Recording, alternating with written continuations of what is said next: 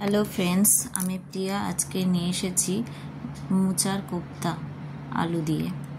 তার জন্য কি কি দরকার: আলু, মোচাটাকে ভালো করে ছাড়িয়ে নেবেন, টমেটো, মটরের ডাল ভিজিয়ে রেখে দেবেন, আদা, কাঁচা লঙ্কা, জিরের গুঁড়ো, পরিমাণ মতন লবণ, হলুদ, এগুলো সব লাগবে।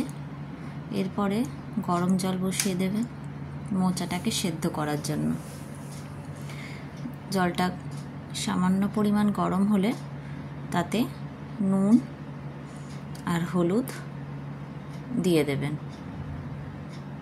নুন হলুদ দিয়ে দেওয়ার পর জলটা গরম হবে। তারপরে যে মোচাগুলো ছাড়িয়ে রেখেছিলেন আগে থেকে সেইগুলো সবটা দিয়ে দেবেন, যাতে মোচার কষটাও বেরিয়ে যায় আর মোচাটা যাতে ভালোভাবে সেদ্ধ হয়ে যায়।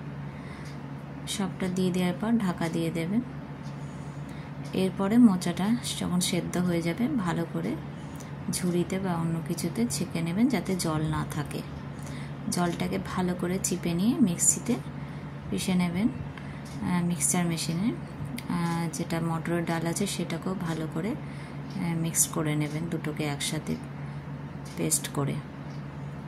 পর্যাপ্ত নুন দিয়ে দেবেন, যদি লাগে তাহলে আপনি কাঁচা লঙ্কাও এর সাথে বেটে দিতে পারেন।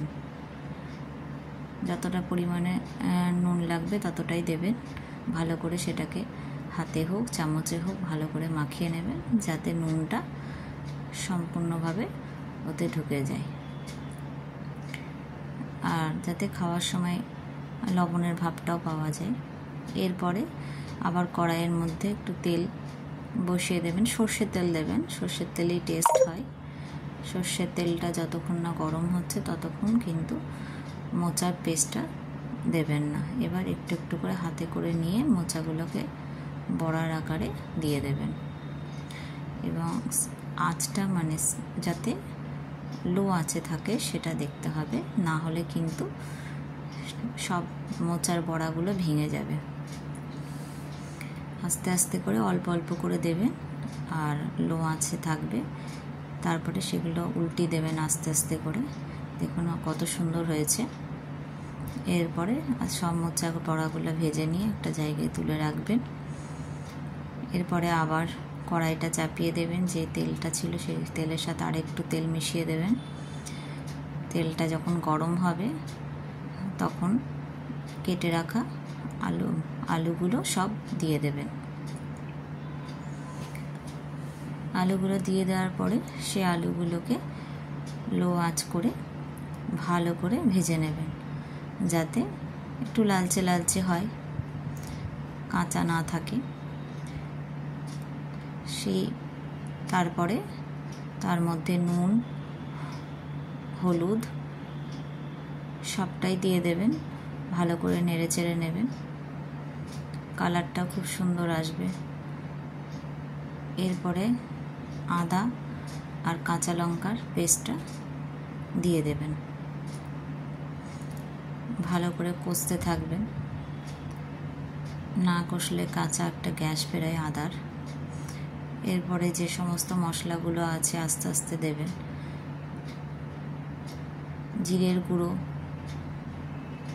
যেটুকু আছে, বেশি দরকার নেই জিরের গুঁড়ো। আবার গোটা জিরেটাকে আপনি পেস্টও করে নিতে পারেন, আমি গুঁড়োটা দিয়েছি। ভালো করে নেড়ে চেড়ে নিয়ে তারপরে নুন হলুদ যতটা পরিমাণ দরকার নুন ততটাই দেবেন, কারণ বেশি অল্প আগে দেবেন। তারপরে যদি চেক করে নেওয়ার পরে মনে হয় নুন লাগবে তাহলে আবার দিয়ে দেবেন। তারপরে টমেটো দিলাম, টমেটোটাকে ভালো করে সেদ্ধ করে নিতে হবে যাতে মিশে যায় তরকারির সাথে। আস্তে লো আঁচ করে এটাকে ভালো করে কষে নেবেন, যাতে কাঁচা গন্ধ না বেরোয়। দেখুন তেল ছাড়বে, আস্তে আস্তে তেল ছাড়ছে।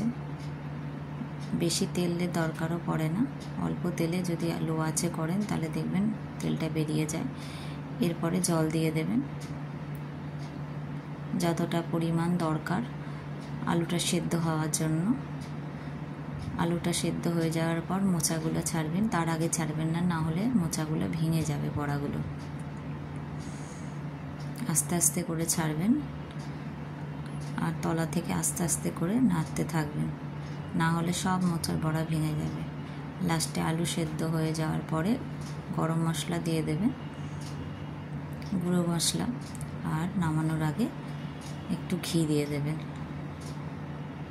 দেখুন কত সুন্দর, একটু ঝোলও থাকবে, নাহলে আবার মোচাতে সব টেনে নেবে।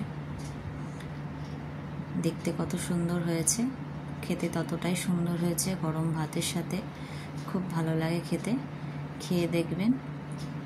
ভালো হলে আপনারাও নিজেরাও করবেন। আমার তো খুব ভালো লাগে এটা খেতে, আমার বাড়ির সকলে সবাই খেতে ভালোবাসে। এরপরে নেক্সট ভিডিও নিয়ে আবার আসবো।